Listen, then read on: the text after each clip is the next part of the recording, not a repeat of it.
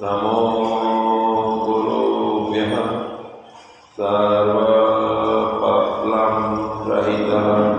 प्रज्ञानगणः प्रत्यगर्थो ब्रह्मेवाहमस्मि ब्रह्मेवाहमस्मि। श्रीराम जय जय राम। श्रीराम जय जय राम। श्रीराम जय जय राम। सच्चिदानंद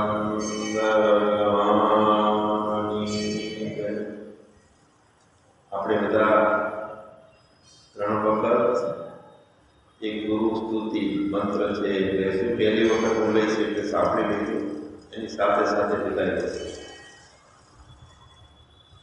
ને બધાએ ઓમ પ્રણવ છે એટલે બોલશો તો એનું રિઝલ્ટની ખબર પડશે. એકદમ અંતર્મુક્તા હશે.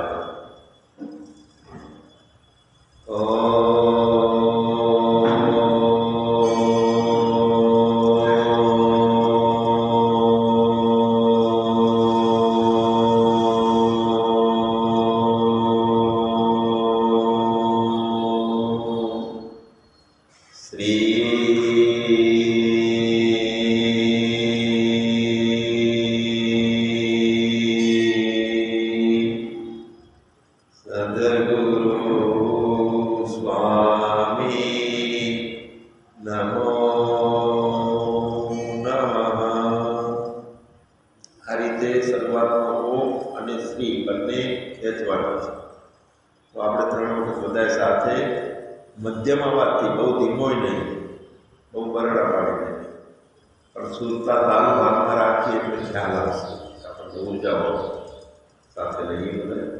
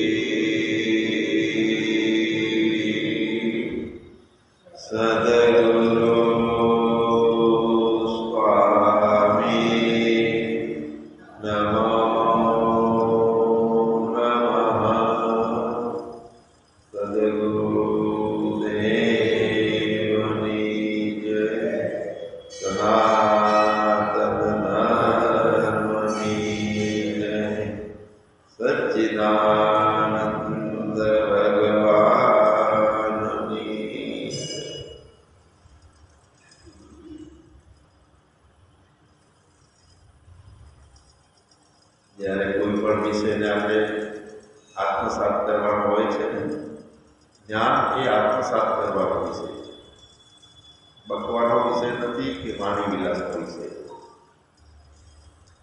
આત્મસાત કરવાનો હોય તો સમાધિની સ્થિતિ હોય આપણી, તો કોઈ પણ વિષય આત્મસાત થઈ શકે. સમાધિ એટલે બહારનું બધું બહારે રાખ્યું ને આપણે પોતાના કર્યા. સ્વસ્વરૂપ શાંતિ પરમાનંદ. તો પરમાનંદમાં પરમ શાંતિમાં રહીએ ને જે કાંઈ જગતના વિશેનો કચરો બધો રજોગુણ તમોગુણનો બધો બહારે રાખીએ એટલા માટે આપણે આ શાંતિ મંત્ર માટે કરી ઓમ શ્રી સદગુરુ સ્વામી નમો નમઃ એ વિષય લઈએ. સરસ મજાનું સુરેશભાઈએ શરૂઆત કરી દક્ષિણામૂર્તિથી. સૃષ્ટિ દર્પણ નિમ્ન જેવી નગરી પોતા મહિતોષપુરી. વિષય ચાલતો તો આપણો શુભેચ્છાનો, સારી ઈચ્છા. શુભ ઈચ્છા એટલે આત્મજ્ઞાન માટે જે ઈચ્છા કરવી તે.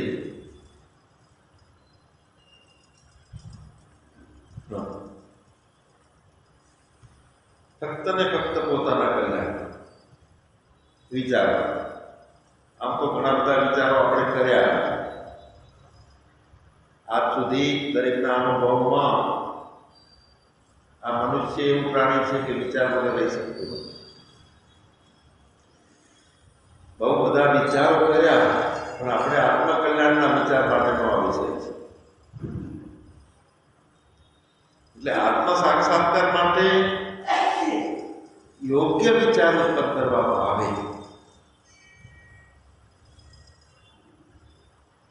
આત્મ સાક્ષાત્કાર તેને શુભેચ્છા કહીએ.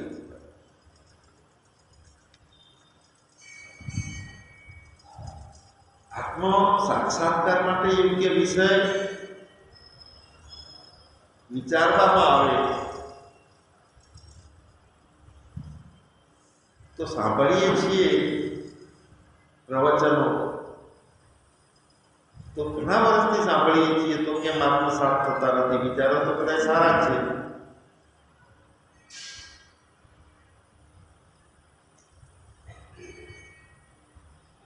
તો વિચારને આત્મસાત કરવો છે ને એટલે ગહેરાઈથી પૂર્ણ સત્વગુણના પ્રભાવથી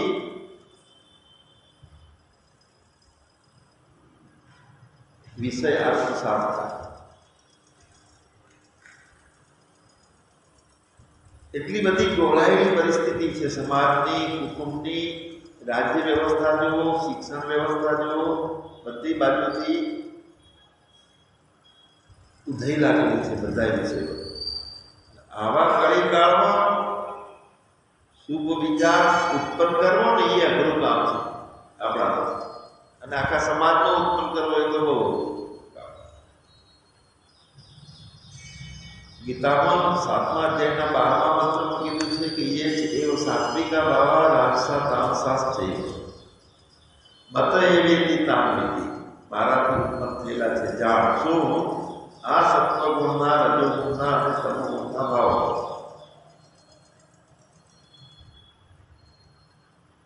પણ બીજો શબ્દ કીધો કે હું એમાં નથી, ગુણોમાં અને ગુણો મારામાં નથી. મતલબ પ્રકૃતિથી એનો વિસ્તાર થયો છે માયા ત્રણેય ગુણો. પરમાત્માનું શુદ્ધ સ્વરૂપ છે એ અલિપ્ત છે, આજ સુધી અમોટ્યો છે, એટલું થયું નથી. પૂર્ણ જ્ઞાનીની અવસ્થા એટલે ચેતન છે, ચેતન સિવાય બીજું કાંઈ જ નથી. આ બનેલો હું એ નથી, આ બનાવેલું કાંઈ મારું નથી. અને હું જોઉં છું ને ઈચ્છાઓ કરું છું એવું મને મળવું જોઈએ તો એ ઈચ્છાઓ નથી. મન છે તે અમન બની ગયું. એવી સચેતતા સાથેની શુદ્ધ બુદ્ધ જાગૃતનો સુસુપ્તિ. જાગૃતમાં આપણે ઊંઘેલા છીએ એ રીતે બધું. મતલબ કે ઈશ્વર નિષ્ઠાથી બધું કાર્ય થાય તો એ જ્ઞાનની સ્થિતિ છે. તો ભગવાન શુભ ઈચ્છા આત્મ સાક્ષાત્કાર માટેની દરેકને થતી હોય. પૂર્વે પ્રારબ્ધના યોગે સત્સંગ મળે છે એમાં પણ બહુ ભાગ્યશાળી છો કે મહાપુરુષનો સંગ થાય, સાચો સત્સંગ મળે આપણને તો લાખોમાંથી કોઈક જ ભાગ્યશાળી મળે છે. સત્વગુણ, રજોગુણ અને તમોગુણ પ્રકૃતિમાંથી ઉદ્ભવેલા છે, પણ પરમાત્માએ કીધું છે કે મારાથી ઉદ્ભવેલા છે, કારણ કે પરમાત્મા અને પ્રકૃતિ એક સ્વરૂપે છે. જેમ એક સિંહના બે ફાડિયા હોય એમ પુરુષ અને પ્રકૃતિનું એકતા છે. પણ પ્રકૃતિ આજ સુધી પુરુષને પરમાત્માને જાણી શકે છે. આમ છે અભિન્ન, બંને એક રૂપે છે, પરમાત્માના સ્વરૂપે છે માયા.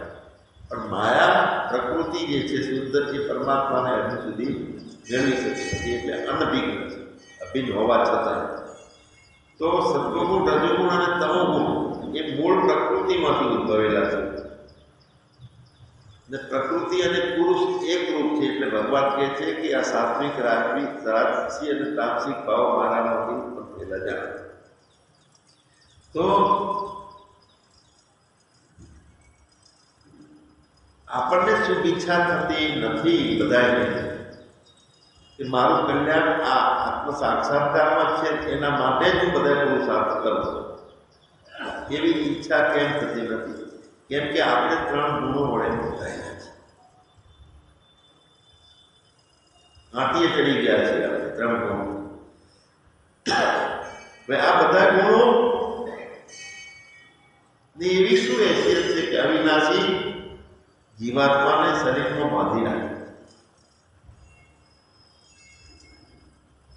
તો 3 ગુણોની હેસિયત નથી શુદ્ધ ચેતનને બાંધવાની, પણ શુદ્ધ ચેતનના બદલે અધ્યાસથી એક ઉભો થયેલો જીવાત્મા જે છે ને એ મોળો છે, એ બંધાય છે. ચેતનનું સ્વરૂપ પોતે બ્રહ્મ સ્વરૂપે છે. જો અજ્ઞાનની ઉપાધિ હટી જાય તો જીવાત્મામાંથી અજ્ઞાન જતું રહે તો એ જ સાક્ષાત પરમાત્મા. ઈશ્વરને માયાની ઉપાધિ છે અને જીવાત્માને અવિદ્યાની ઉપાધિ. એટલે 3 ગુણો અવિનાશી જીવાત્માને, કેમ કે ઈશ્વર અંશ જીવ અવિનાશી, સતચેતન જન આનંદ રાશિ. પરમાત્માનો અંશ છે, ઈશ્વરનો અંશ છે, જીવ છે, તે અવિનાશી છે. પણ ભ્રાંતિઓના કારણે, અજ્ઞાનના કારણે એમ કહે છે હું મરી જાઉં છું, હું જન્મ્યો છું, હું દુઃખી છું. એનો એ જીવાત્મા મતલબ સીધો એ થયો કે જે જીવાત્મા છે એ પરમાત્મા છે, જે કહે છે કે હું જન્મું છું, હું દુઃખી છું, એ પોતે પરમાત્માના સ્વરૂપે છે, પણ વચ્ચે ભ્રાંતિઓના કારણે એમ બોલી રહેલો છે. પોતે વ્યક્તિભાવ નવો નિર્માણ કર્યો એટલે નવો બની ગયો, અને બની ગયો છે એટલે આ ગુણોના કારણે બંધાયો છે, સત્વગુણ, રજોગુણ અને તમોગુણ. હવે 3 ગુણોને આપણે થોડા સમજી લઈએ. શુભ વિચારમાં ગુણોની શા માટે જરૂર? સત્વગુણ એટલે નિર્મળતા. હવે સત્વગુણ નિર્મળ હોવાના કારણે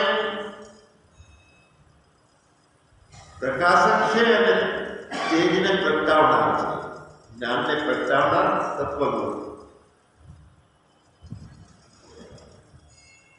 એટલે સત્વગુણનો પ્રભાવ જોઈએ. મેં આવતા જ વાત કરીને કે આ વિષય આત્મસાત ક્યારે થાય? સત્વગુણનો પ્રભાવ હોય, નિષ્ઠા હોય પોતાને જાણવા માટેની, મુમુક્ષા હોય, ત્યારે જ્ઞાન આત્મસાત થાય.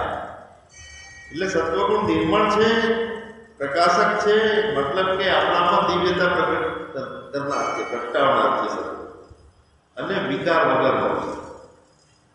અને છતાં એ સુખના શક્તિ, એટલે કે સુખના અભિમાનથી, આ જ્ઞાનના શક્તિ એટલે કે જ્ઞાનના અભિમાનથી જીવાત્માને બાંધે છે.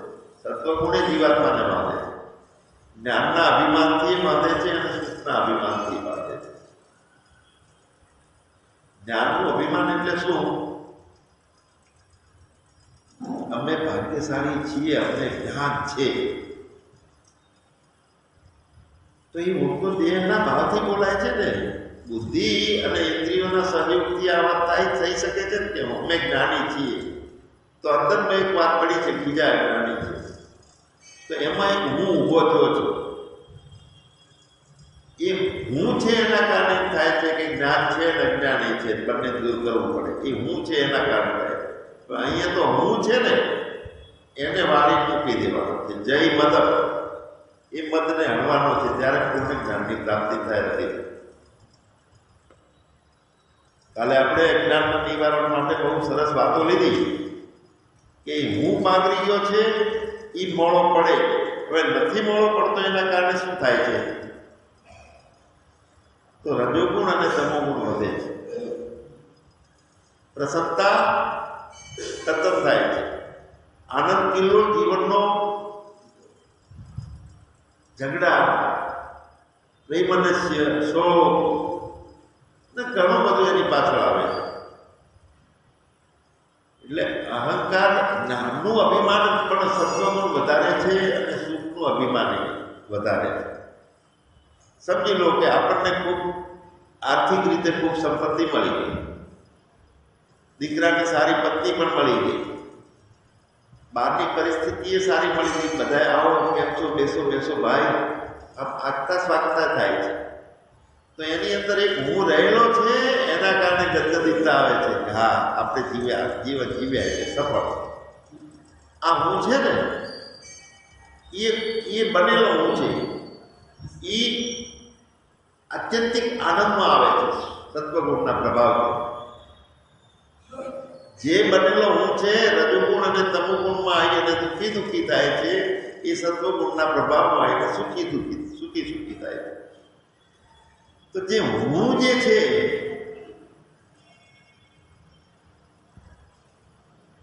એટલે કે હું રતિભાઈ છું એમ ના રૂપે હું નહીં, હું દિનેશભાઈ છું એ રીતે હું નહીં, પણ પોતાનું હોવું છે તે પણ હું છું. તો એ સત્વગુણના પ્રભાવથી જ્ઞાનનું અભિમાન વધે છે અને સુખનું અભિમાન વધે છે. પછી રજોગુણથી શું થાય છે? તો રજોગુણનું મુખ્ય સ્વરૂપ રાગ સ્વરૂપ છે. રાગ આકર્ષણ થાય કોઈ પણ વિષય માટે, વ્યક્તિ માટે એવું નહીં, પૈસા માટે, રૂપ માટે, પાંચે ઇન્દ્રિયોના વિષય માટે રાગ થાય. શબ્દ, સ્પર્શ, રૂપ, રસ અને ગંધ, પાંચે માટે જે રાગ થાય એ રજોગુણથી થાય.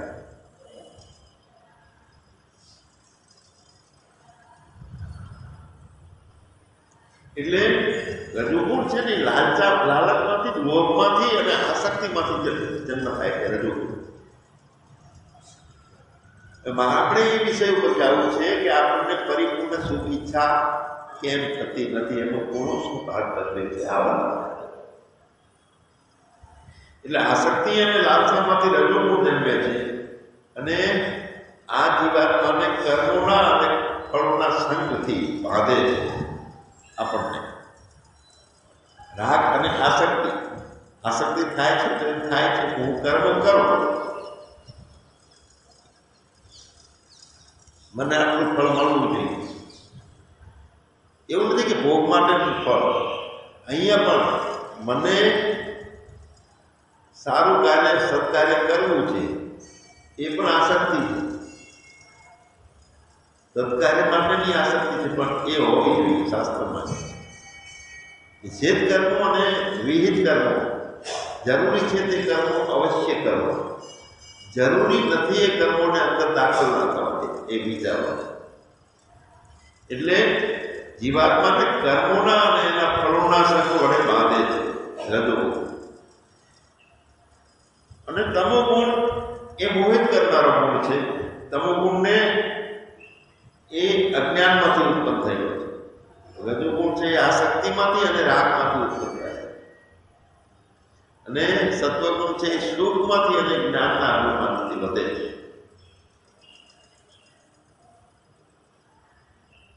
એટલે મોહિત કરે છે તે તમોગુણ કરે છે, અને એ અજ્ઞાનમાંથી ઉકેલો છે. અને એ આપણને કેવી રીતે બાંધે છે? આળસ, ક્રમાન, નિદ્રા વધારે પડતી અને પોતાની સ્વાર્થ પૂર્તિ, બીજાનું ગમે તે થાય આપણા શરીરનું સુખ આપણને મળવું. તો આ આપણે ક્યાં ક્યાં કયા કયા ગુણથી બંધાયેલા છીએ એનું દર્શન આપણે આપણું કરવાનું. રજોગુણથી બંધાયેલા છીએ, તમોગુણથી બંધાયેલા છીએ અને સત્વગુણથી બંધાયેલા છીએ. અને છીએ ખરેખર ગુણાતીત અને ગુણોથી પાર છે આપણું કરો.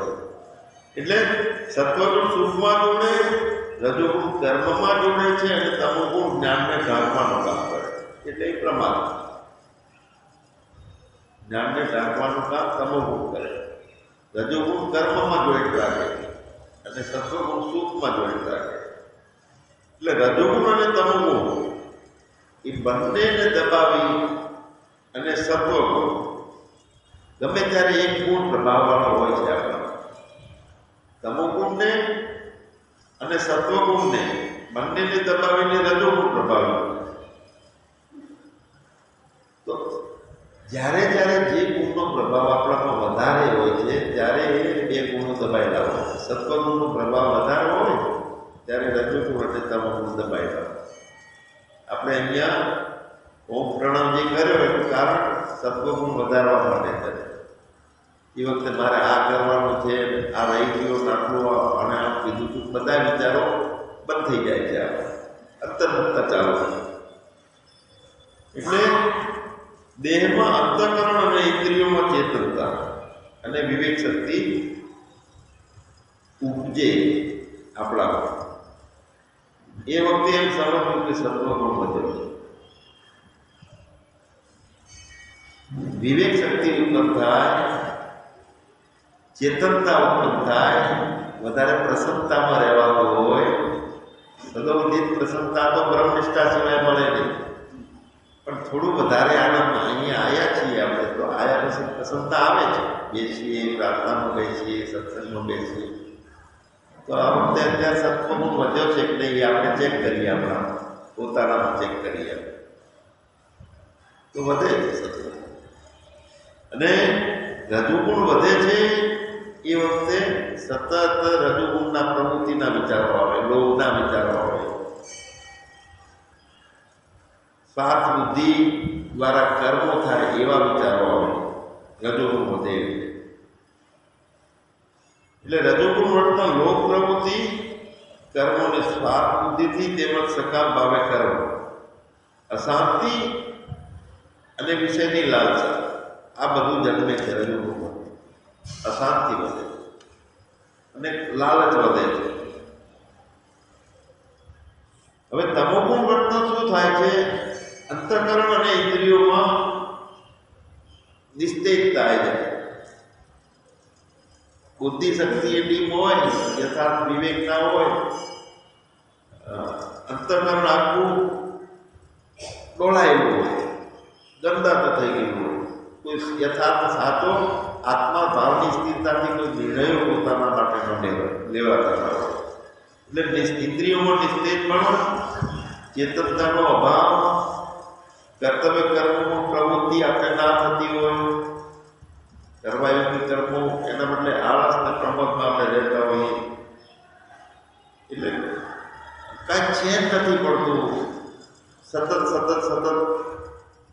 એવી ભાવ રહે આપણને કે અળસિયા જેવું જીવન બની જાય. અળસિયું કેવું હોય? એને કોઈ લક્ષ્ય નક્કી ના હોય. જે બાજુ જતું હોય વચ્ચે હાથ રાખો એટલે આ બાજુ જતું, એ બાજુ હાથ રાખો એટલે આ બાજુ જતું.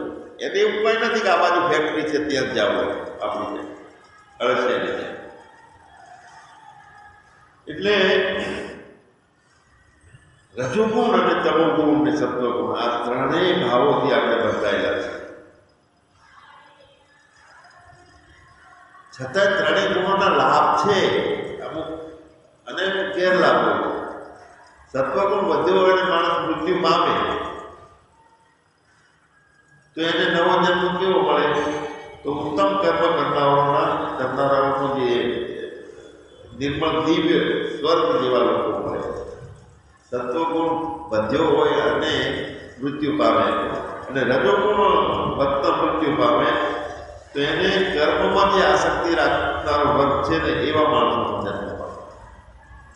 સતત કર્મોમાં આસક્તિ, પૈસા કમાવામાં આસક્તિ, મતલબ કે પોતાના આત્મકલ્યાણ માટે વિચાર ના હોય અને સતત મસીદની જેમ સવારથી સાંજ સુધી કામ કરતા હોય પછી પદ અને પ્રતિષ્ઠાથી સંતોષ મેળવી લેતા હોય ત્યાં તો કંઈક દાન થોડુંક આપીને અમારું કંઈક નામ વધ્યું છે, અમે સામાન્ય નથી, એટલે આત્મસંતોષ ખાલી થાય. તો રજોગુણ ભક્ત એ વખતે મૃત્યુ થાય તો જંતુ અને પશુ જેવી બોડીઓની જન્મે છે. તો શ્રેષ્ઠ કર્મોનું સાત્વિક એટલે કે સુખ, જ્ઞાન, વૈરાગ આ બધું ફળ મળે છે સાત્વિક કર્મ. અને જ્ઞાન, વૈરાગ એનું નિર્મળ ફળ જે મળે છે એ સત્વગુણ વર્તન સાત્વિક કર્મો થાય અને સાત્વિક કર્મોથી સાત્વિક ફળ મળે છે. અને એ સત્વગુણમાંથી જ્ઞાન જન્મે છે. એટલે જેની પ્રસન્નતા વધારે હોય, પોતાના જે વધારે આનંદ કિલોથી જીવન જીવતો હોય એ જ્ઞાનનો અધિકારી બને. અને આમે ગીતામાં કીધું છે કે 13મા અધ્યાયમાં ઇદમ શરીરમ પોતે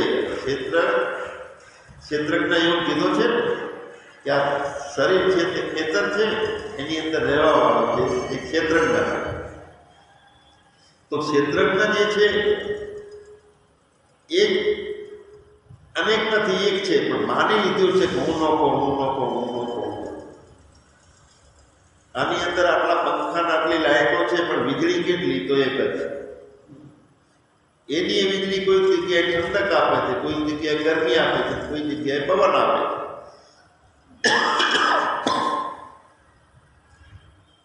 એટલે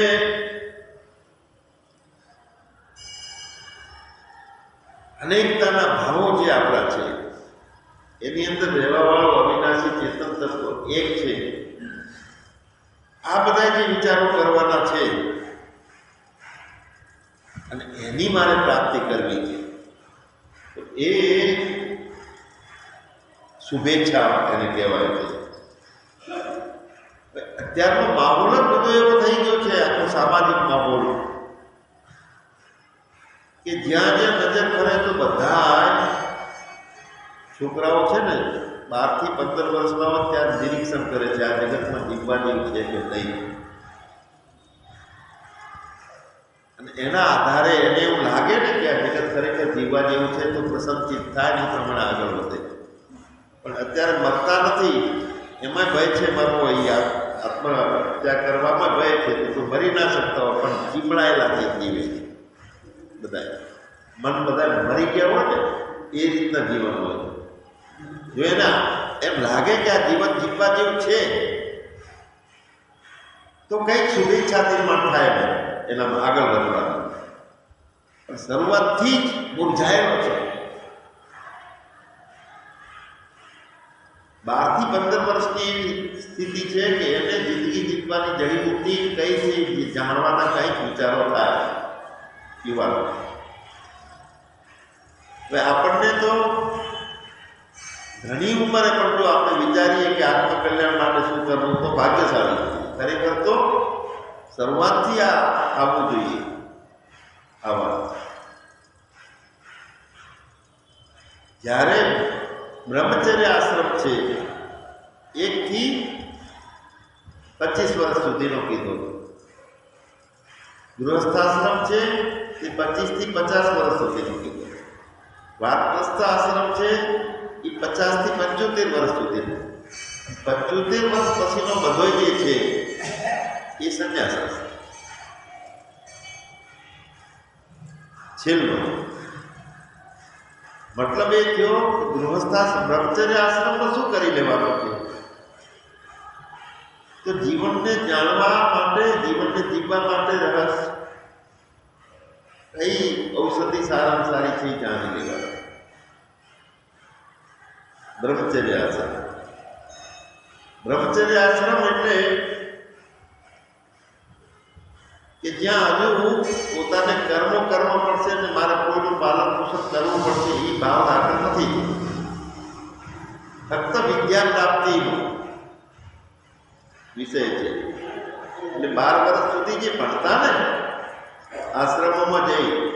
એ વખતે ફક્ત રોટલાલક્ષી શિક્ષણ ના કમાતા, જીવનને કેવી રીતે મઠારવું, જીવનમાં કેવી રીતે એને બનાવવું, બધી જાતની કળાઓ અને વિદ્યાઓ શીખી અને પારંગત હતા. અને એ પણ પૈસા વગર, પ્રેમ અને ભાવથી. શિષ્ય અને ગુરુનો જે સંબંધ, ત્યાં કોઈ શિક્ષકો પૈસા લઈ અને શિષ્યોને ભણાવે એ શિક્ષણ નહોતું આપણું ભૂતકાળમાં. અત્યારે કોલેજોનું નામ આપે છે તો ખરેખર રોટલા કોલેજ નામ આપવા જોઈએ. કેમ કે કોલેજમાંથી શીખી અને શું પાક પડે છે?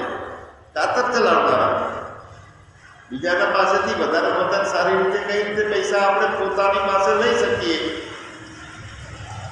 આ વિદ્યા ચાલે છે શિક્ષણમાં.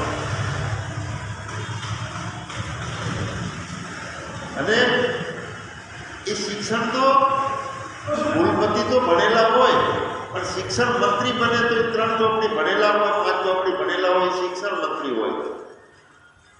કેટલો ફળો છે આ સમાજનો. કેમ સારી વિચારણા નાનપણથી યુવાનને, બાળકને થતી નથી, એના વિશે હું આખું ધ્યાન દઉં છું. કેમ 3 ગુણોની રમતમાં સત્વગુણના બદલે રજોગુણ અને તમોગુણ પ્રભાવી થઈ ગયા છે? કોણ જવાબદાર?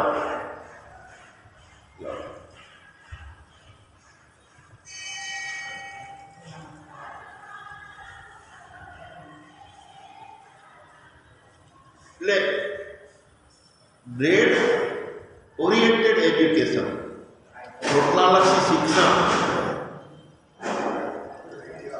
કે જે શિક્ષણમાંથી બધા સ્વાર્થીઓ જ પેદા થાય અને જે શિક્ષણમાંથી બધાને દેહનો ભાવ પ્રબળ થાય છે.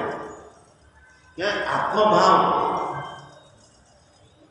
હું ચેતન આત્મા છું, એ એમાંનું શિક્ષણ તો ક્યાંય છે જ નહીં. પેલા નાલંદા અને તક્ષશિલા જે વિદ્યાપીઠો હતી, તો ત્યાં ઘણા બધા, સંખ્યા કેટલી કઈ એમાં પણ નથી, પણ બહુ બધા વિદ્યાર્થીઓ હતા. એના પુસ્તકો, શાસ્ત્રો એટલા હતા. અને ત્યાંથી જે શિક્ષણ મળતું હતું તે આત્મભાવ દ્રઢ થાય એટલા માટેનું શિક્ષણ હતું. પહેલા ક્યાંય નોકરીઓ મેળવી અને પૈસા કમાવા માટે કરી કોઈ યુનિવર્સિટીઓ નથી. એવું હોવું જોઈએ, પણ એક અલગ વિષય છે. મારો એ કહેવાનો મતલબ છે કે અત્યારે જ્ઞાનની વાતો કરનારા કેટલા અને જ્ઞાનને સમજનારા કેટલા? યથાર્થ બાકી છે. અત્યારે બધાએ આ કપડાં પહેરી અને જ્ઞાન માટે ફરે છે, પણ ફક્ત ને ફક્ત જ્ઞાન માટે તેનો વિષય હોય એવા કેટલા? કાં તો મંડળો બને છે, શિષ્ય અને ગુરુના સંપ્રદાયો બને છે, વાળા બને છે, અને નોખી નોખી પરંપરાઓ ઊભી થાય. એ ભાવને દ્રઢ થાય છે કે ગુરુ વગરનો નુગરો છે તે નરકે જશે. તો આ ભાવ કોણે ઊભા કર્યા છે? જેને દબડી જમણીમાં આગળ વધવું છે એને એમના નવા સિદ્ધાંતો મૂકેલા છે. ગુરુ કર્યા મેં ગોકળીનાથ, ઘરડા બળદને ગાલીનાથ, ધન હરે ધોખો હરે નહીં, એ ગુરુ કલ્યાણ કરે નહીં. પરંપરા અને ભાડા સિવાય ગુરુ છે એ દેહના ભાવમાં અથવા શિષ્યના ભાવમાં બંધાવે નહીં, છોડાવે તે ગુરુ. અને ગુરુ એટલે દેહ છે ને, ગુરુ એટલે માની પેટે જન્મ ના લે. અને તમે બધા જન્મ્યા છો અને તમે દેહ જોઈ ભાવ ઉભો ના કરે. ગુરુ હોય, ગુરુ હોય શિષ્ય ના બનાવે, ગુરુ હોય ગુરુ બનાવે. ગુરુ કોણ છે? વ્યાપક આકાશની જેમ ચેતન છે, તે ગુરુ છે. તો ગુરુ હોય બીજાને ગુરુ બનાવે, શિષ્ય બનાવે. ગુરુ સંસ્થા છે, ધર્મ સંસ્થા છે, તે બડી ભાગી હોય. શિક્ષણ વ્યવસ્થા બડી ભાગી છે. કુટુંબો કુટુંબોની સ્થિતિ શું છે? ઘરમાં સવારથી સાંજ સુધી આનંદ અને પ્રસન્નતાથી એકબીજાને મળતા નથી. જય સચ્ચિદાનંદ કહેવો, માતા પિતાને પ્રણામ કરવા, વડીલોનો આદર કરવો, સંત આવે તો તેને પૂજ્ય ગણવા, આ સંસ્કારો ક્યાં છે? 3 દિવસ પહેલા રાત્રે એક જગ્યાએ ગયો તો એ ભાઈ હતા 69 વર્ષના, શંભુભાઈ કે દુકાને ભગવાન કરવા આવો. તો દુકાને 32 વર્ષનો બાબો બેઠો હતો. એ ઊભો થઈને પગે ના લાગે અને શંભુભાઈ લાગે. મેં કીધું કે મેં ભાઈ તું પગે ના લાગે, તાર પપ્પા લાગે, તાર પપ્પા ખોટા નથી, એને શા માટે પગે લાગે? એટલે મને કેવું કોઈ સંન્યાસીઓ ભાવ વાંચતો નથી. વાત સાચી છે, ના માનો. મેં કીધું તાર પપ્પા પગે લાગે છે એને તો માને છે નહીં?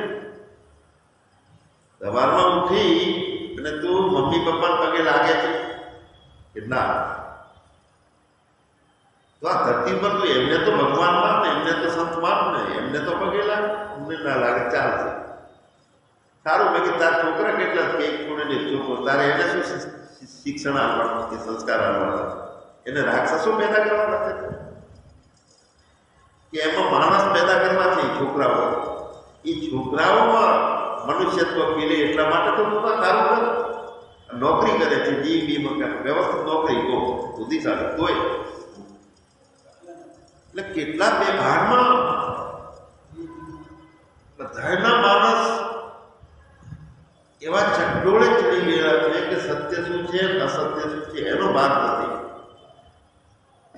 તો શુભ વિચારના આવે ક્યાંથી? આત્મકલ્યાણ માટે શુભ વિચારણા કરવાની વાત કરું છું.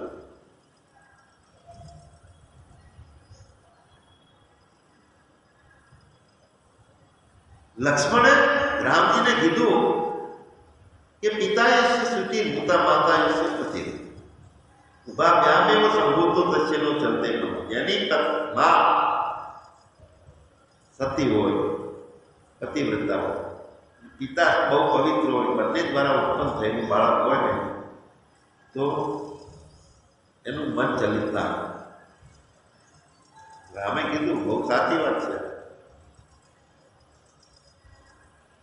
પણ પતિવ્રતા માતા અને સારા પિતા એ બંનેમાંથી ઉત્પન્ન થયેલું સંતાન છે તે સંસ્કારી હોય, અને સંસ્કારી સંતાન છે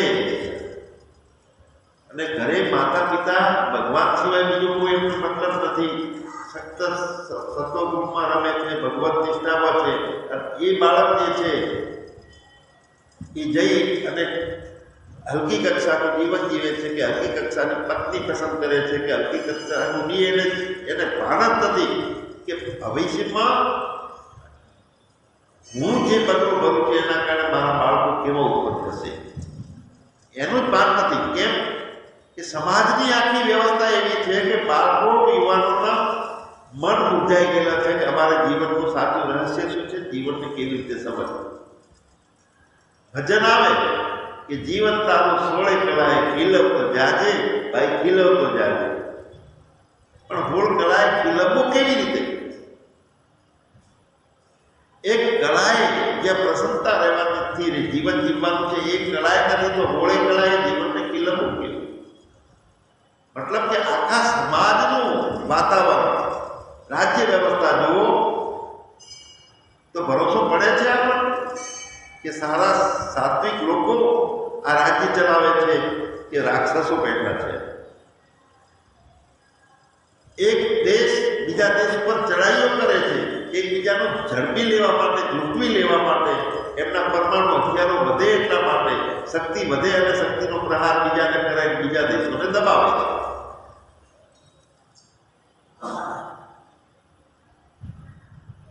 મનુસ્મૃતિમાં રાજાનો જન્મ કીધેલા છે.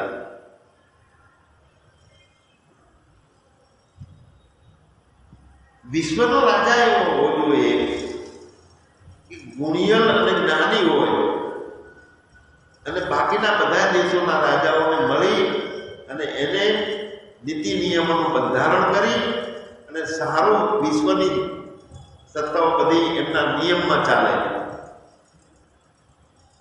ઉપરવટ જઈ અને એકબીજા ઉપર હુમલા ના કરે, એકબીજાનું પડાઈ ના લે. તો વૈશ્વિક નેતૃત્વ એવું હોવું જોઈએ. રામકાલીન શાસન વ્યવસ્થા જે હતી એનો જો અભ્યાસ કરવામાં આવે તો ખબર પડે કે રાજ્ય વ્યવસ્થા અત્યારની છિન્ન ભિન્ન થઈ ગયેલી છે, ઉદય લાગેલી છે. તો શુભ વિચારના આવતી કેમ નથી? જ્યારે બાળક ગૃહસ્થાશ્રમમાં પ્રવેશ કરે છે એટલે બ્રહ્મચર્ય અવસ્થામાં તો બ્રહ્મચર્ય અવસ્થામાં એનું ગૃહસ્થાશ્રમ સંયમથી ચાલે, અને સંયમથી ચાલે તો ઘરમાં પ્રસન્નતા વધે, ગુણો વધે, સદગુણો વધે. એ રીતનું શિક્ષણ ગૃહસ્થાશ્રમમાં હોય છે. પણ એનાથી આગળ જે વાનપ્રસ્થ આશ્રમ છે તો એમાં કંઈક નિયમો હોય છે.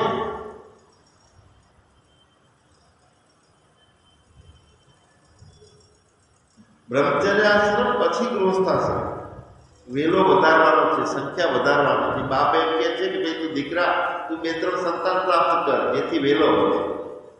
અને સંયમ નિયમથી ઘરને સંચાલન કર, ધર્મના રીતે તું જીવન ચલાવે.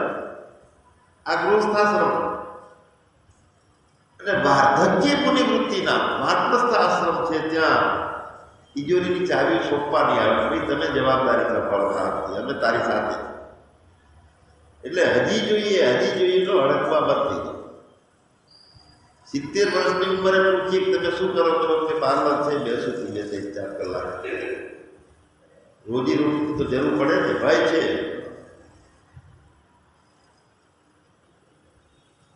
અને બધાને એવી રીતનો ભાવ થઈ ગયેલો છે કે મહિને 10,000માં ચાલે છે, એના માટે 40-60 હજાર હશે તો જ આપણે સુખી છીએ.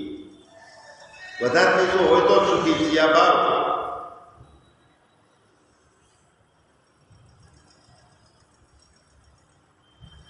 તો આ ત્રણેય આશ્રમોની અધોગતિ છે. બ્રહ્મચર્ય આશ્રમ, એમાં શરૂઆતથી જ બાળકને શીખવવામાં આવે છે કે તું જાગતો ચેતતો રહેજે. પેલું દ્રષ્ટાંત આવે છે કે બાળકને ઉપર ચલાવે 3 વર્ષનું બાળક તિજોરી ઉપર કે આય ટીપકો માર. એ ટીપકો મારે એટલે હાથ લઈ લે. ભલે બાળક ભાઈ તો કે જો તું હગા બાપનું ભરતું ના કરતો, હાથને હાથથી કહ્યું. બાળકથી ગળ સુધીની સંસ્કાર જ ચાલુ થયા કે બીજા ઉપર તો કોઈનો ભરોસો રાખતો નહીં.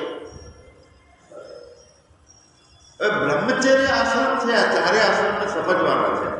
કેમ કે શુભ વિચાર ના થાય અને સારા સમાજનું નિર્માણ થાય અને બધાય આત્મનિષ્ઠાના માર્ગે જાય. એટલા માટે જે કંઈ ભાવો ખલાસ થયા છે આ જગતમાં, જે બગાડ થયો છે, ઘણો પડ્યો છે. હમણાં તો થોડુંક એવું લાગે છે કે થોડા રાજકારણીઓ સારા આવ્યા છે તો બધા મંદિરો સારા બનાવે છે, સ્વર્ગ જેવું વાતાવરણ બનાવે છે, રોજીરોટી ચાલુ થઈ છે, એટલે બધાને એવું લાગે છે કે જીવવાની થોડીક મજા છે. શિક્ષણ, મેકોલોએ જે શિક્ષણ અહીં મૂકીને ગયો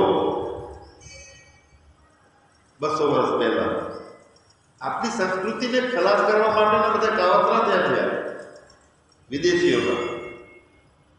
તક્ષશિલા અને નાલંદા વિદ્યાપીઠને પાળી કોણે પાળી? તો આ વિધર્મીઓએ પાળી. આ ગુણ અને આ સંસ્કાર આર્ય લોકો જે છે, આર્ય એટલે તેજસ્વીતા વાળા લોકો ભારતના છે, એમનામાંથી મૂળમાંથી તેજસ્વીતા ખલાસ થશે તો માયકાગલો સમાજ થશે. અને એ માયકાગલો સમાજ હશે તો આપણે એની પાસેથી ગુલામ બનાવીને કામ કરીને આપણે સુખી થઈ શકીએ. રીતસરના કાવતરાથી મેકોલોએ શિક્ષણ પદ્ધતિ અહીં મૂકી ગયો છે. આજ સુધી હજુ રેલવે સ્ટેશનમાં નામો અને શિક્ષણમાં બધું એનું અનુકરણ છે. કાયદાઓમાં, બંધારણમાં હજુ સુધી આપણે વિદેશીઓમાંથી બહાર નથી નીકળ્યા, અંગ્રેજોમાં. એટલે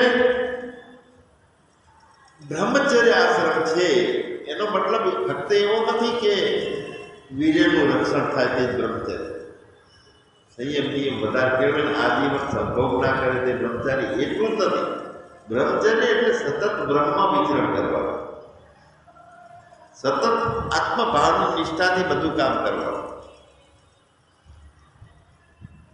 ગાંધીજીએ બ્રહ્મચર્યના કારણે એમને પણ એક ઘણી બધી મુશ્કેલીઓ હતી, છતાં નવું નવું ઉઠતું. કારણ કે રહેતા આત્મનિષ્ઠામાં, બ્રહ્મચર્ય એટલે આત્મનિષ્ઠામાં રહેવું. અને જે લોકો ફક્ત ને ફક્ત આત્મનિષ્ઠામાં રહ્યા વગર જેને કામ કર્યું છે એને થાપ ખાધી. નેપોલિયન આત્મભાવ નતો એટલે હારી ગયો છે. મારે હાથ કાઢીને કહેલું કે હું કાંઈ નથી લઈ જતો, બધાને દેખાડતો મારી નનામી નીકળી જાય. કેમ આવું કેવું પડ્યું હશે? દેહભાવમાં નિરાશ થયો. આટલી બધી ધન સંપત્તિ મેં મેળવી છે, છતાં કયું કામમાં થાય મારા? બ્રહ્મચર્ય એટલે બ્રહ્મમાં આચરણ કરવું, સતત બ્રહ્મમાં રહેવું. અને સતત બ્રહ્મમાં રહે એને બ્રાહ્મણ કહે. બ્રાહ્મણ પહેલાના બ્રાહ્મણો જે છે એ ખૂબ સંયમી હતા. જો હું કોઈ રાગ દ્વેષથી કોઈ વાત કરતો, આ તો સમાજનું આખું માળખું બગડી ગયું છે. એમાં મૂળમાં કારણભૂત શું છે? આપણને વૈયક્તિક સાધથી જોઈએ છે, પણ બહારનું વિચાર તોડાયેલા છે ને એટલે માણસ લઘુતા ગ્રંથિમાં આવી જાય છે કે આપણે આવું બધું કાંઈ કરાય નહીં. જે જીવન મળ્યું છે, જેમ મળ્યું છે જીવી લો, પાર આવી જાય, પાછો પડી જાય છે બધું બહારનું વાતાવરણ જોયું. એટલે આ વૃત્તિ જે છે સાધુ વૃત્તિ છે, સરળ સહજ વૃત્તિ છે, તે સાચી વૃત્તિ. આશાવાદી બળું છે, દ્રઢ નિશ્ચય છે અને બળવાન છે, ઓજસ છે, તે સાચું જીવન છે. ખૂબ બધો બળવાન હોય અને સહજ વૃત્તિ ના હોય તો તે રાક્ષસ થઈ જાય છે, રાવણ. આશિષ્ટ, દ્રઢિષ્ઠ, બલિષ્ઠ. આશાવાદી પણ દ્રઢ નિશ્ચય કે સમાજ આપણો બધો બગડ્યો છે તો હું બેહી રહેવા માટે માય માગલો નથી. ભક્ત એટલે અગત એવો અર્થ કરે છે બધા. એટલે ભાગેલો, ગ એટલે ગળેલો, દ એટલે તૂટેલો બિચારો, વાંકીએ ના હલાવતો ભગત છે.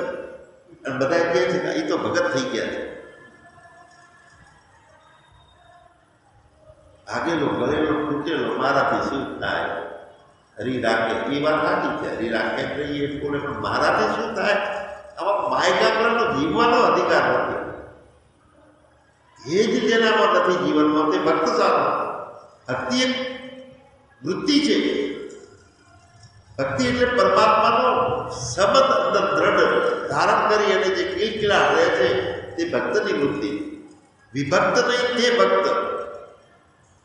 પરમાત્માથી સતત જોડાયેલો છે તે બ્રહ્મચારી છે, તે બ્રહ્મ આચરણ કરવા વાળો બ્રાહ્મણ છે, તે સંયમી હોઈ શકે.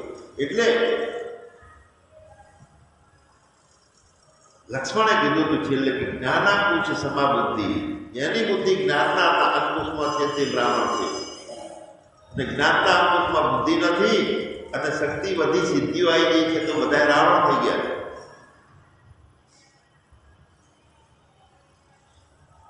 બહુ સંયમી હતા પહેલાના બ્રાહ્મણો. દુરાચાર જેવી કોઈ વસ્તુ જ એમને ખબર નથી.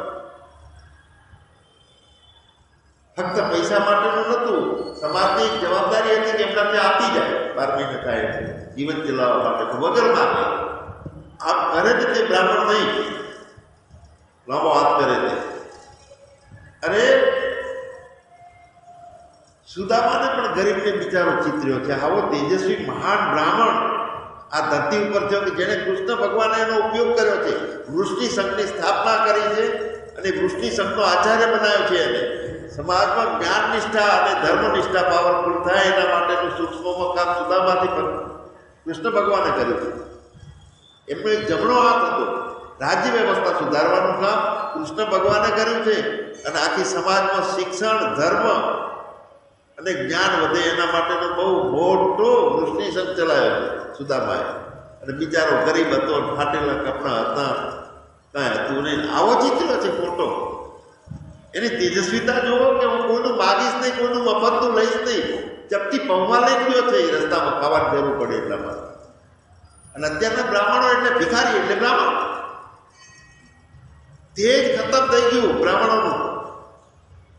જે સમાજને તેજ આપનારો વર્ગ છે તે નિસ્તેજ બની.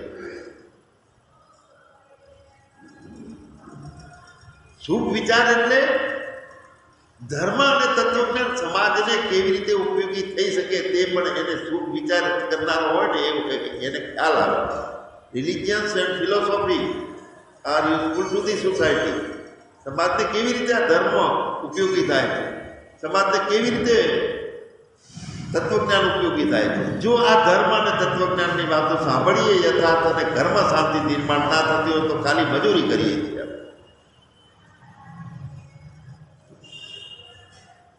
કેમ કે આજ સુધી સામાજિક વાતાવરણમાંથી જ બહાર નીકળ્યા નથી.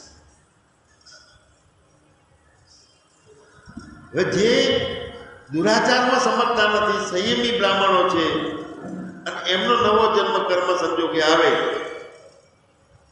ત્યારે ક્યાં જન્મ લેવો એવો વિચાર આવે ત્યારે સમાજમાં ઘણા સારા કુટુંબો નજરે જોવામાં આવતા કે એને ત્યાં જન્મ લેવાની ઈચ્છા થાય.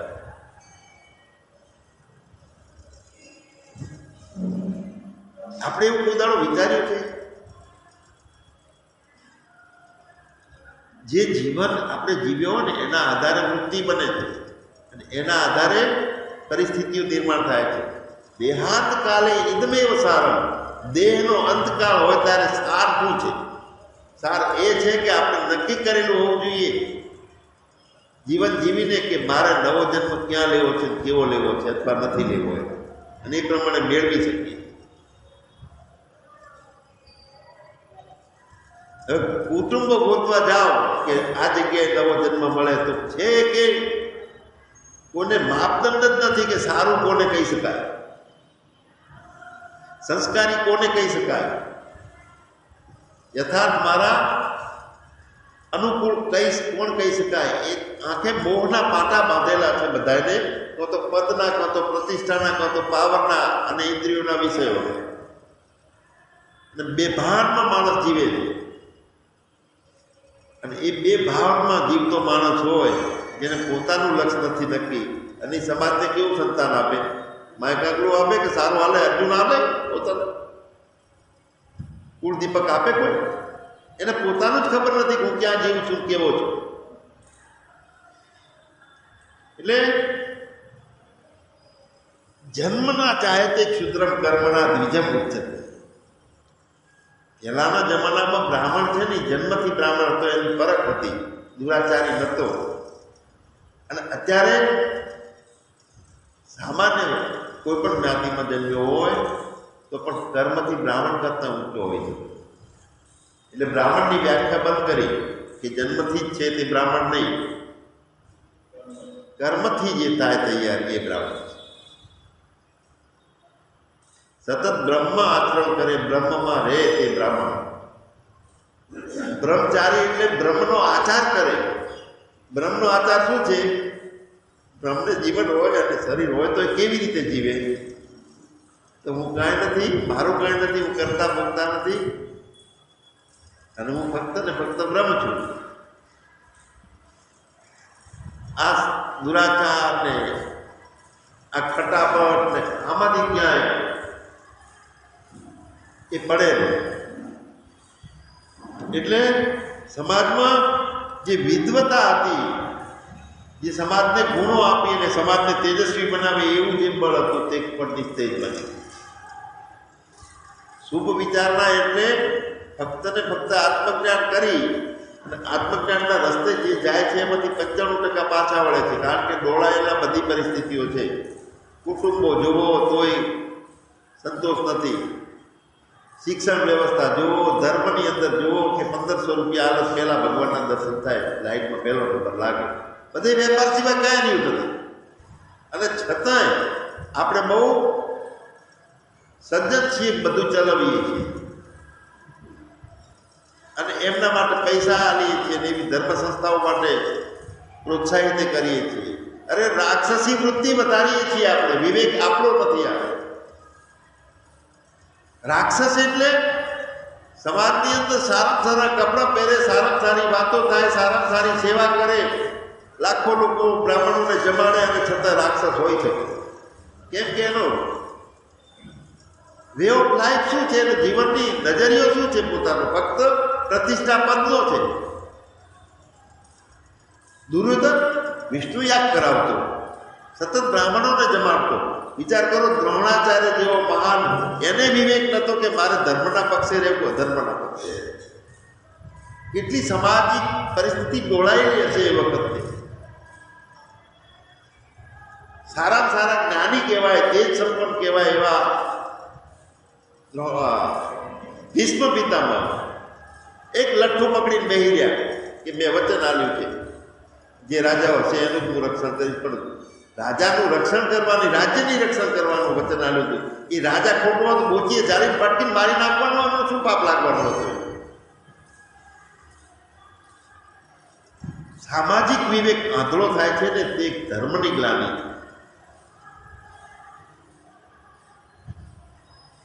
ધર્મની જ્ઞાની એટલે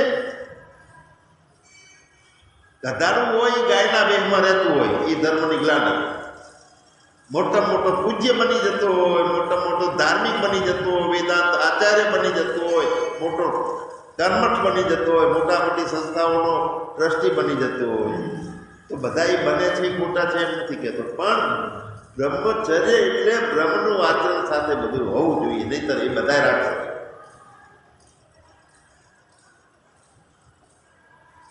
વિવેક એ છે કે આપણો પદ, આપણો પ્રતિષ્ઠા છે, આપણે કોને સપોર્ટ કરીએ છીએ, તો ધર્મ વધે છે.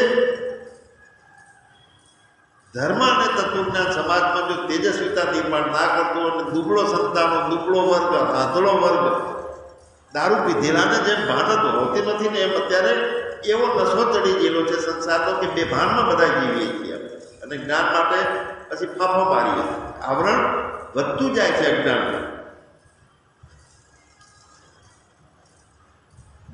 એક જમાનો હતો એ વખતે કે રાજાઓને અને જ્ઞાનીઓને, બ્રાહ્મણોને રાજા કરતાં વધારે સન્માન મળતું, રાજા કરતાં વધારે. અને અત્યારના જ્ઞાનીઓ અને પંડિતો, રાજા તો શું સામાન્ય પૈસાદારના ગુલામ થાય છે, ઘરે ઘરે જાય છે, એમની ખુશામતો કરે છે. ક્યાં તેજસ્વીતા રહી?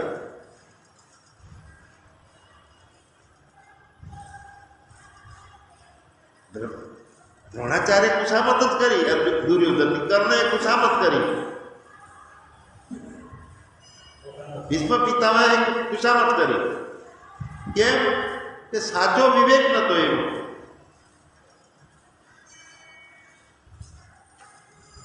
એટલે જે પરિસ્થિતિ સમાજની નિર્માણ થઈ છે એના કારણે ફક્ત ને ફક્ત ધર્મ અને અર્થ માટે કરીને આપણા પુરુષાર્થો વધે છે, અને કામ માટે, મોક્ષ માટેનો કોઈ પુરુષાર્થ રહ્યો નથી. ડીપ પડી ગયો મોક્ષ માટેનો પુરુષાર્થ. હકીકતમાં તો મોક્ષના પુરુષાર્થ માટે ધર્મ, અર્થ અને કામ હોવું જોઈએ. એના બદલે શેના માટે કરે થાય છે આ બધું? ફક્ત ને ફક્ત અર્થ માટે અને કામ માટે કામ થાય છે, બીજું કંઈ. એટલે વર્ણાશ્રમ પદ્ધતિ ખલાફ થઈ, બધા આશ્રમો પડી ભાગ્યા, અને ચાર પુરુષાર્થમાંથી એક પુરુષાર્થ તો રહ્યો જ નથી મોક્ષ માટેનો. ફક્ત ને ફક્ત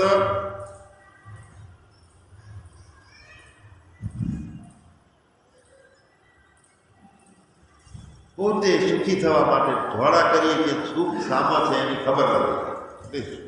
શુભેચ્છા એટલે પરમાત્મા ને પ્રાપ્ત કરવો છે, પરમાત્મા મારી સાથે છે એને મહેસૂસ કરવો છે, એના પાવરથી જીવવું. આટલી ઈચ્છા થતી નથી. 50 વર્ષની ઉંમર એટલે વાનપ્રસ્થની છે. એક વખત ઊભા રહી અને જોવાનું કે હું કેવું જીવ્યો અને કેટલું જીવ્યો અને યથાર્થ જીવ્યો એનો મને સંતોષ છે. પહેલાં ગોળ નક્કી કરેલો હોવો જોઈએ કે મારે જીવનમાં આ જન્મ છે એટલે મુખ્ય ગોળ શું છે? પૈસાનો ગોળ છે કે 2 બૈરી કરવાનો ગોળ છે કે 4 ગાડીનો ગોળ છે કે આત્મશાંતિનો ગોળ છે? એક લક્ષ્ય પહેલું નક્કી થવું જોઈએ. અને એ લક્ષ્ય નક્કી હોય તો એ પ્રમાણેની નિષ્ઠા થાય, એ પ્રમાણેની પ્રવૃત્તિ થાય. લક્ષ્ય પ્રમાણેની નિષ્ઠા થાય. ઈશ્વર પ્રાપ્તિનું લક્ષ્ય હોય તો ઈશ્વર નિષ્ઠા થાય, ઈશ્વર પ્રીતિ થાય, એ પ્રમાણે ખેંચાણ રહે. એટલે ભગવાન જે દ્રષ્ટિ બનાવી છે કે જ્યાં જોવું તે તને ભાવું, એવું આજી દઉં આંખમાં અંજન દેખાય બધે કૃષ્ણ કનૈયો. ફક્ત કનૈયાને જ જોવો છે, કનૈયાને જ દર્શન કરવું છે, એવો દ્રષ્ટિકોણ બનાવવો છે. પણ આપણે જ્યારે અહીંયા બેસીએ ત્યાં સુધી થોડોક ટાઈમ મળે છે વિચારવાનો. બહાર જતા આપણને સમષ્ટિનો સંગ અને બધા રંગો છે એ સપોર્ટ કરતા નથી. આપણી હતાશા ચાલુ થઈ જાય. ઈશ્વર ઉપરની શ્રદ્ધા એ નથી. ફક્ત ને ફક્ત હું દેહ છું અને મારી બુદ્ધિ છે, એના વગર હું જીવીશ તો હું દુઃખી થઈ જઈશ.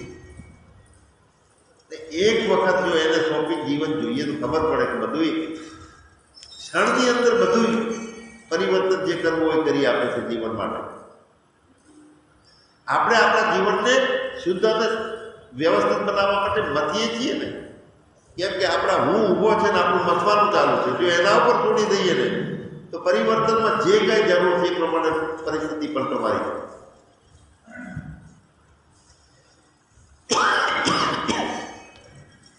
એટલે ભગવાન ખરી નીતિ વગરનું આપણું સામાજિક આખું જીવન થઈ ગયું. વ્યક્તિઓની તો સ્વાર્થ અને જીવનમાં કુંઠિતતા આવે છે, દબાઈ જીવીએ છીએ, પાડીએ છીએ જીવનને. તો ખરી નીતિનો ખબર નથી આપણને. નીતિ એ છે કે દુઃખમાં આપણે બીજાને દુઃખમાં અથવા અગવડમાં મૂક્યા વગર આપણે આપણો વ્યવહાર ચલાવવો. બીજાને એટલે પાડોશીને, બહારનાને એમ નહીં, ઘરનાને પણ.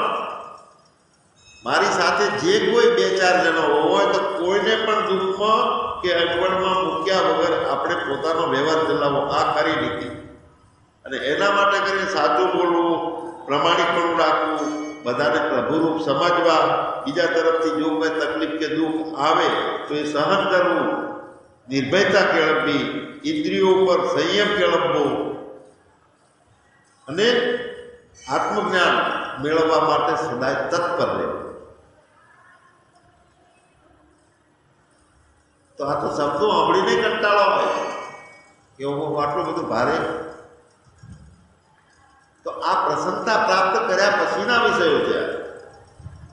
શુભ ઈચ્છામાંથી શુભ વિચારણામાં જવા માટે કરી આ ગુણો આપણામાં દાખલ થવા પડશે.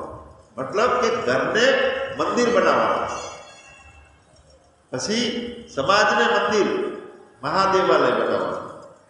આખા વિશ્વ એક પરિવારનો સંતાન છે અને એનો પિતા એક જ છે, પરમાત્મા. આખા વિશ્વનો ક્યાં જ્ઞાતિ જાતિના ભેદ પણ નથી. એટલે ઈશ્વર નિષ્ઠા જે છે એ જ્યાં સુધી કહેવાતી નથી ને, એના ઉપર છોડતા નથી ને, ત્યાં સુધી નીતિ બરોબર દાખલ નથી થતી. અનીતિ માનીતિમાં એટલે સ્વાર્થ બુદ્ધિમાં જીવાય છે.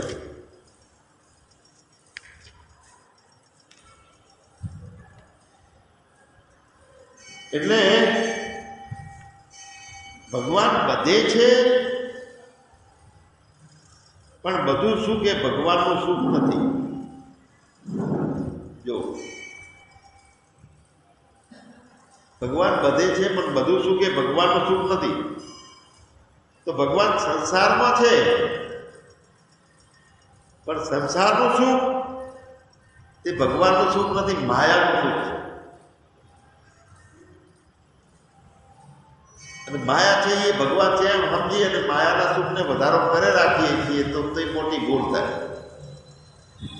એટલે સંસારનું સુખ લેતા શરીરનું અભિમાન વધે છે અને શરીરનું અભિમાન વધ્યું એ આત્માનું સુખ લેવામાં મોટામાં મોટું વિઘ્ન છે. એટલે આજની શિક્ષણની વાત કરતા હતા, બધામાં દેહાત્મ ભાવ વધારે છે. બધા શરીરના સુખો માટેના સાધનો વધારે છે, પણ જેટલો આ વધારો થાય જાય છે તે આત્માનું સુખ લેવા માટેના વિઘ્નો છે. એટલે સંસારના સુખમાં રહીને ભગવાન મેળવવા નથી, પણ ભગવાનમાં રહીને સંસાર મેળવવાનો ચલવવાનો. ભગવાનમાં રહીને સંસાર ચલાવવાનો. આપણું પરિસ્થિતિ ઊંધી થઈ ગઈ કે સંસારના સુખમાં રહી અને પછી આપણે સુખી થતા પરમાત્મા મેળવીએ. ના મેળવે.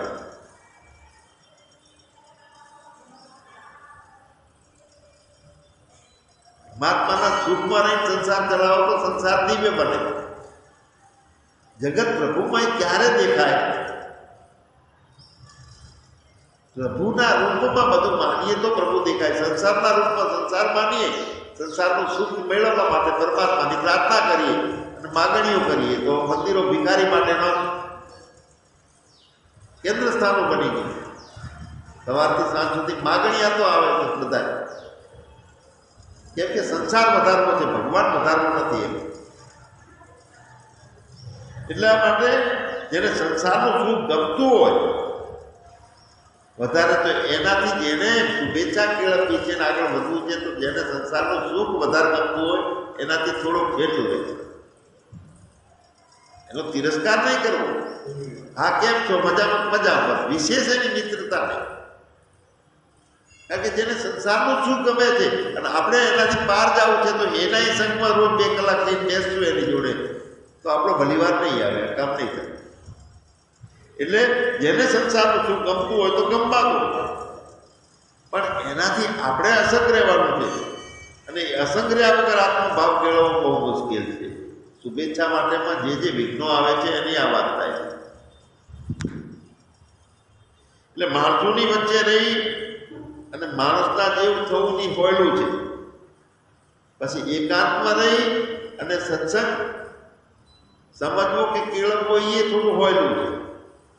પણ માયાના સુખમાં જ રચ્યા પચ્યા જે માણસો છે એમની વચ્ચે રહી, એમના સંગમાં રહી અને પોતાને શાંતિ પ્રાપ્ત કરવી છે અને આત્માનું સુખ મેળવવું છે ને, તો લોઢાના જણા ચાંબા જેવું છે.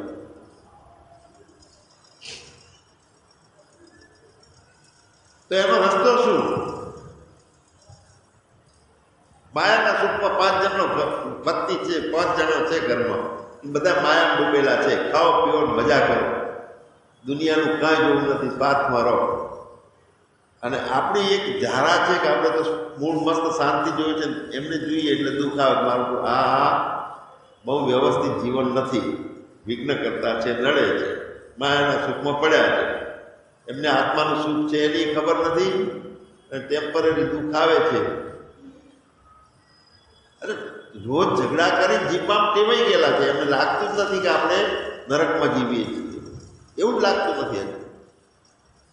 આદત પડી ગઈ છે. પેલો મૂંગો હોય એને એ ગંદકીનો ગોળો હોય એની હંગાથે એના ઉપર જ ફરતો હોય. હવે એનો ભાઈબંધ એક આવ્યો ભમરો, એટલે ગુંગાન કે હેડ તને સ્વર્ગમાં લઈ જાઓ. તૈયાર થઈ ગયું, પણ એને રસ્તામાં ટિફિન લઈ લીધું, એનો ગોળો હતો એ લઈ લીધું, ગંદકીનો ગોળો હંગાથ. ક્યાં ભૂખ લાગે તો ભાઈ ભમરો લઈ ગયો ફૂલના ઉપર,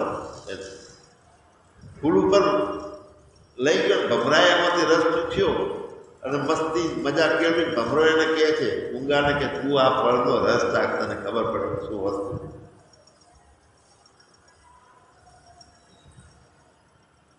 ગુંગો તો રસ ઉપર બેસી અને તરત મગજ ખરાબ થઈ ગયું, એનો ગોળો કાઢી ખાવા માટે.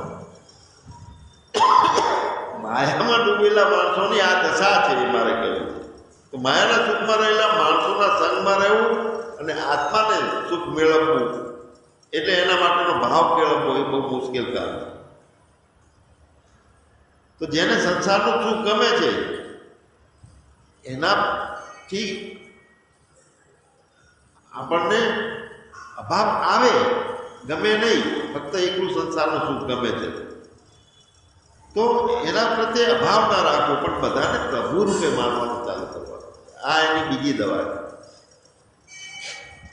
એનો એ માયાવાળો મોહિત થઈ નાચે છે, એમાં પરમાત્મા જે જોવાની ટેવ પડી જાય ત્યારે થોડી હળવાશ રહેશે. જો એને દીકરો માન્યો કે દીકરાની બહુ માની કે પત્ની માની અને આપણે દાવો કરવા માંડીએ કે હું વડીલ છું, હું કહું એમ તમે કેમ નથી કરતા, આ તો દુઃખનું કારણ બને. જો આખો નજરિયો બદલાઈ જાય આપણો એમને જોવાનું કે આ તો પરમાત્મા એ રૂપે રમે છે, એની લીલા છે, એ ખેલ કરે છે, ત્યાર પછી અંદરથી હળવાશ આવે કે હશે કામ જે કરતો કરવા. એટલે અભાવ ના રાખવો, ઝઘડા ચર્ચામાં ક્યાંય ના ઉતરવું, પણ બધાને પ્રભુરૂપ માની અને એમને સુખ ગમે છે, ભલે ખોટું છે પણ એમની શુભ ઈચ્છા માટેની ભાવ ક્યારે જાગૃત થશે? તો એનું ખોટું સુખ મેળવવા માટે ઈચ્છા કરે છે, પણ આપણે વચ્ચે ન્યુટ્રલ રહી ભાઈ તારી ઈચ્છા. જ્યારે આપણા ઉપર એને શ્રદ્ધા થાય ત્યારે આપણે કહીએ કે એના કરતાં આ સુખ સારું છે, ત્યારે એની અસર થશે, નહીંતર અસર નહીં થાય.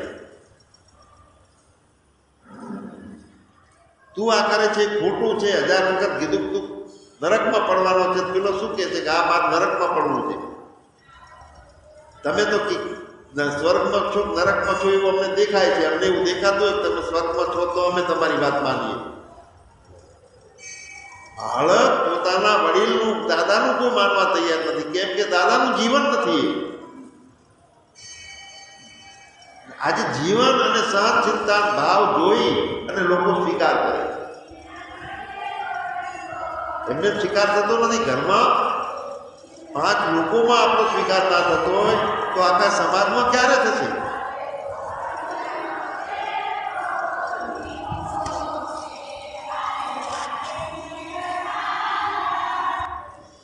બધાને પ્રભુરૂપ માનવા ત્યાં કોઈ વિઘ્ન નહીં આવે.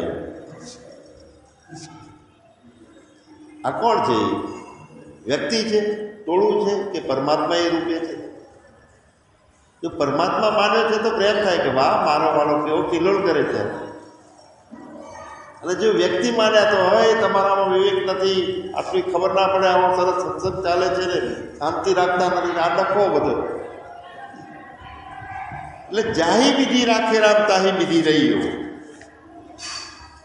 થોડી ધૂન લઈએ. સીતારામ સીતારામ સીતારામ કહીએ, જાહી વિધિ રાખે રામ તાહી વિધિ રહીએ. મુખ में हो राम नाम राम सेवा हाथ में, तू अकेला नहीं प्यारे राम तेरे साथ में. विधि का विधान जान हानि लाभ सहिए, जाही विधि राखे राम ताही विधि रहिए. सीताराम सीताराम सीताराम कहिए, जाही विधि राखे राम ताही विधि रहिए. किया अभिमान तो फिर मान नहीं पाएगा, होगा प्यारा वो ही जो श्री राम जी को माएगा. हाल आशा त्याग शुभ काम करते रहिए, जाही विधि राम रहिए. सीताराम सीताराम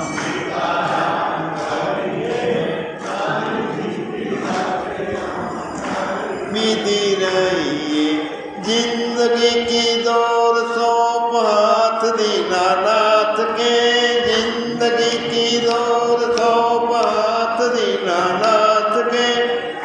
महलों में रखे चाहे झोपड़ी में वास दे, महलों में रखे चाहे झोपड़ी में वास दे. धन्यवाद निर्विवाद राम राम कहिए, जाही विधि राखे राम ताही विधि रहिए.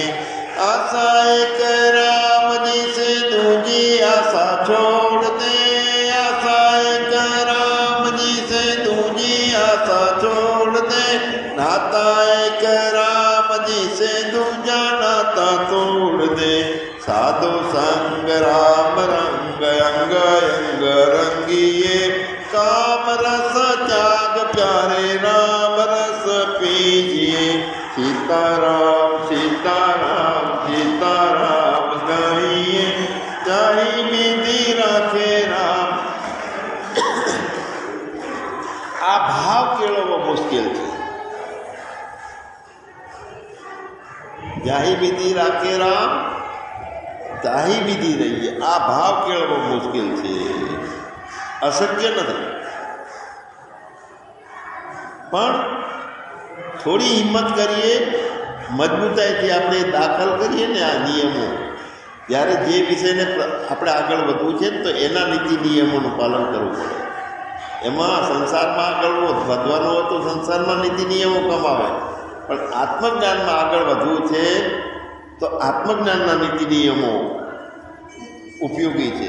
અને આપણે તો પાછું ધર્મથી, હાલની નીતિ અને ધર્મથી આપણે બધા પુણ્ય બાંધીએ છીએ, અને ભવિષ્યમાં સારું જીવન આપશે તો એ આપણા માટેનું ભવિષ્યનું પ્રારંભ હશે. ત્યારે ભવિષ્ય, હવે આ પરમાત્માની સ્થિતિ એ પોઝિશનને પામવા માટે પણ આપણું પ્રારંભ હશે ને, એ પ્રારંભ જ કરાવે છે. જેમ સંસાર જેને આપણને પ્રારંભથી મળ્યો છે, આ શરીર પહેલાં બની ગયેલું છે, પણ અત્યારે શુભ ઈચ્છા કરીને આપણે શુભ પ્રારંભ બનાવી શકીએ છીએ. આપણા ઉપર આધાર છે. અને શુભ જે મુખ્ય પ્રારંભ ક્યારે બને કે જે વસ્તુને વધારે મુખ્ય મહત્ત્વ આપીએ તો. હવે આપણને ધન માટેનું પ્રારંભ બની ગયું છે, ધન માટેની બહુ ઈચ્છાઓ કરી છે, તો ધન જોઈએ છે શા માટે? તો આપણને એમ લાગે કે ભાઈ કુટુંબ છે, વ્યવહાર ચલાવવા માટે ધન કુટુંબ માટે જોઈએ છે. તો પછી કુટુંબ શા માટે જોઈએ છે? તો કુટુંબના બધા પારિવારિક સુખ મળે, એકતાનો પોતાનો ભાવ રહે એટલે કુટુંબ, બીજા બધા દૂર ના કહેવાય, બહાર ના કહેવાય, એટલે વિશ્વાસ ના રહે. કુટુંબ આપણું સુખ માટે જોઈએ. તો કુટુંબનું સુખ શા માટે જોઈએ? તો એનો જવાબ એ છે કે બીજા સુખની ખબર નથી. એટલે જો બીજા સુખની ખબર હોય તો તરત જ આપણું આખું લક્ષ્ય બદલી જાય કે કુટુંબનું સુખ વધારે જરૂરી છે કે બીજું સુખ વધારે જરૂરી. એટલે જે માન્યતા નાનપણથી એક ફીટ થઈ ગઈ છે, માન્યતા બાળપણથી યુવાનોથી માંડીને અત્યાર સુધી માન્યતા આપણી ચાલે છે કે હું, મારું કુટુંબ સુખી તો હું સુખી, એટલે કુટુંબ માટે સુખ જોઈએ છે. એટલે નાની ઉંમરથી જે ઘડાઈ જાય છે. પહેલાંના જમાનામાં બધી પરિસ્થિતિ, આર્થિક સ્થિતિ સારી હતી, શાસ્ત્રનો અભ્યાસ સારો થતો હતો, હાઈસ્કૂલો અને કોલેજોમાં અત્યારે જે શિક્ષણ ચાલે છે રોટલાલક્ષી એવું નહોતું, ગુરુકુળો ચાલતા હતા. અને ધર્મ અને નીતિ શીખવાડવા વાળો જે વર્ગ છે, બ્રાહ્મણ વર્ગ, એ સદાચારી. હવે અત્યારે સંસારના સુખને, વિષયના સુખને, બધા સુખોને સાચા માની અને જ્યાં સુધી જીવશું તો તે સુખ ઈચ્છા નથી. આ બધા સુખો જે છે એ તુચ્છ છે. એના કરતાં એક એવું સુખ છે કે જે પરમ આનંદનું સુખ છે, એના માટેની જે ઈચ્છા કરવી, એના માટે વધારે મહત્વ આપવું. વિષયોનું સુખ મળે છે, આપણે જોઈ લીધું, ટેમ્પરરી મળે છે, પાછું આપણામાં વાસના કરીને જતું રહે છે. વાસનાઓ થાય ત્યારે ફરીથી એવી પરિસ્થિતિ હોતી નથી કે એ સુખ મેળવી શકે. પહેલાં ગાડીમાં ફર્યા હોય, પરિસ્થિતિ વિકટ આવી, સાયકલ ઉપર ફરવું પડે છે તો દુઃખ આલે છે. તો વિષયોનું સુખ છે ઓબ્જેક્ટિવ હેપીનેસ અને સબ્જેક્ટિવ હેપીનેસ. વિષય રહિત સુખની કિંમત વધારે છે તે આપણે જાણીએ. કેમ કે ઊંઘમાં કયો વિષય હોય છે, અને છતાંય ઊંઘને ચાહીએ છીએ આપણે કે ઊંઘ નહીં મળે તો નહીં કામ આવે. ખાવાનું 1 દિવસ 2 દિવસ ના મળે તો ચલવી લઈએ છીએ, પણ ઊંઘવું તો ફરજિયાત છે. એટલે અત્યારના બુદ્ધિશાળી જે શાસકો છે એમણે તો આ સરસ કર્યું છે કે જે લોકો વધારે ગુંડાગર્દી કરે છે, ચોરી કરે છે, હત્યાઓ કરે છે, એ લોકોને એવી કુંડલીમાં રાખે છે કે જે માકડ મચ્છર હોય. માકડ મચ્છર કરડે એટલે ઊંઘી ના શકે એટલે એની પરિસ્થિતિ વિકટ થાય, ફરીથી એવો કોઈ ગુનો કરે નહીં. ઊંઘ કોકની છીનવી લેવીને એ પૈસો છીનવી લે તો એને પોહાય. તો મતલબ કે સબ્જેક્ટિવ હેપીનેસ એટલે વિષય રહિત આનંદ, એને વિષય સાથેનો આનંદ. તો ઊંઘમાં કોઈ વિષય હોતો નથી અને છતાંય બધાને આનંદ આવે છે, બધાને સુખ ગમે છે. તો તો બીજી બધી વિદ્યાઓ આપણે જાણતા હોઈએ અને એ વિદ્યાઓ જ સાચી છે, એના કારણે આપણે બ્રહ્મ વિદ્યામાં આગળ વધતા નથી. કેમ કે બ્રહ્મ વિદ્યામાં કોઈ વિષય નથી, વિષય રહિત વસ્તુમાં આનંદ કેવી રીતે હોઈ શકે એનો કોઈ શ્રદ્ધા નથી આપણને. એટલે બીજી વિદ્યાથી બીજું બધું મળે છે, પણ શોક અને મોહ દૂર થતા નથી. તો મોહ અને શોક દૂર કરતા થતા નથી, એટલે માયાવાળું જે જ્ઞાન છે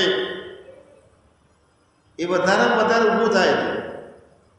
તો માયાવાળું જ્ઞાન વધે છે, એમાં અજ્ઞાન વધે છે.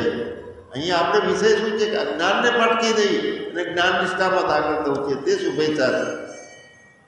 તો અજ્ઞાનમાંથી બહાર આવવા માટે, જ્ઞાનના વિષયમાં પકડવા માટે અજ્ઞાન સાથેનું જ્ઞાન છે, જેને પૂર્ણ તત્વજ્ઞાન નથી અને એના વિષયમાં આપણે ભરોસો કરીએ છીએ તો પૂર્ણ વિવેક જાગૃત થતો.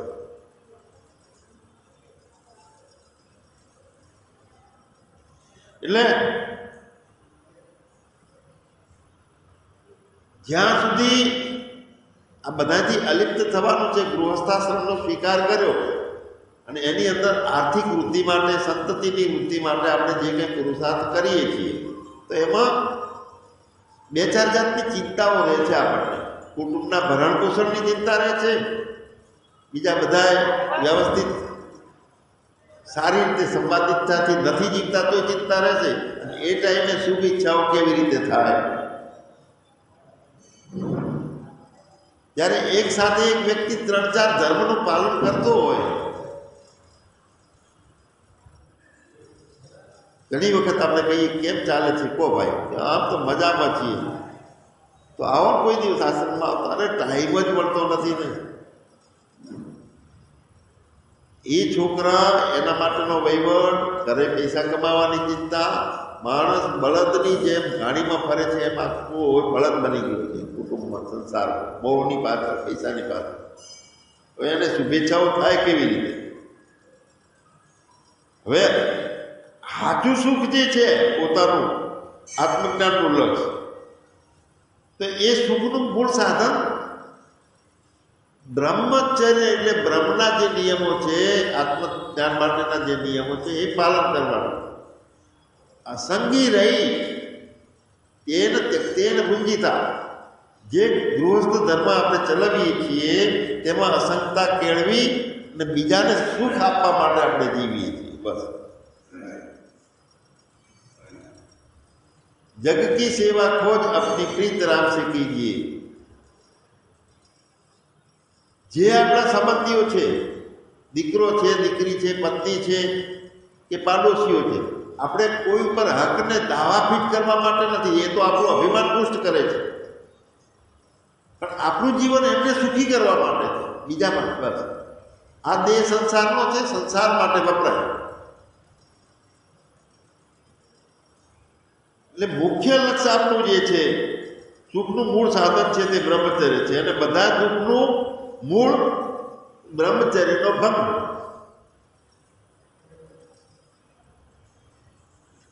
બ્રહ્મચર્ય એટલે મતિ ન લખે, જીહી મતિ લખે, સોમે શુદ્ધ અપાર. એટલે કે જ્યાં આ સામાન્ય નાનકડી બુદ્ધિથી આપણે વિચારીને કામ કરીએ છીએ, એના બદલે હું અવિનાશી વ્યાપક છું એવી બુદ્ધિથી પછી જીવન જીવાતું હોય, ત્યારે એમ લાગે કે મય સંકલ્પ જાતમાં બધું મારામાંથી જન્મે છે, મારામાં રહેલું છે, હું તો વ્યાપક ને વિશાળ છું.